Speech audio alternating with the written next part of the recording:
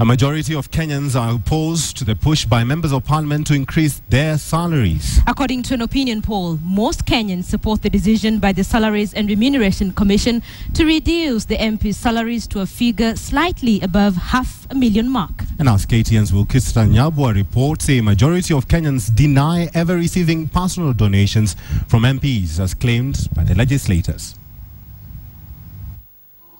Pollsters found that 88% of Kenyans support the move by the Salaries and Remuneration Commission to reduce the basic salaries of members of parliament. 10% had the rather interesting sort of complaint. Listen, kabla hawajachaguliwa walijua hii kitu ilitangazwa, so wangekataa kugombea kiti. 11% however backed MPs seeking a pay increment. Most of those who supported the MPs and their demands argue that the salary reduction was unfair, while others claim that the leaders needed more money in order to support their constituents. This last claim would, however, be shattered when 91% of Kenyans said they had not received any personal financial assistance from the MPs.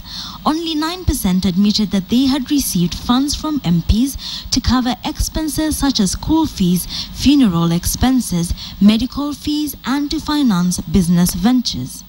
Just over a quarter of Kenyans polled expressed the belief that MPs were seeking a pay increment in order to recoup funds spent on the campaign trail, while 22% thought MPs were interested in securing funds to invest in businesses which would cushion them if they failed to recapture their seats.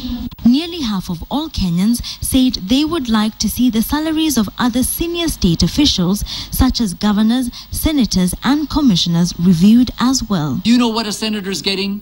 Do you know what a governor is getting? Maybe they think because those are new offices, salaries set by SRC, there's no need to undo what the SRC just did.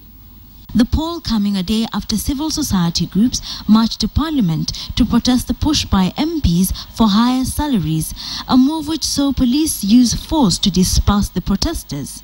Where instances of waywardness are manifest, the police will be compelled to take all necessary action and step to restore order and normalcy. Kenyans now delivering their verdict on the matter. 86% said they would like to see members of the Sara Sarem-led Salaries and Remuneration Commission carry on with their work. Wilkista Nyabwa, KTN in Nairobi.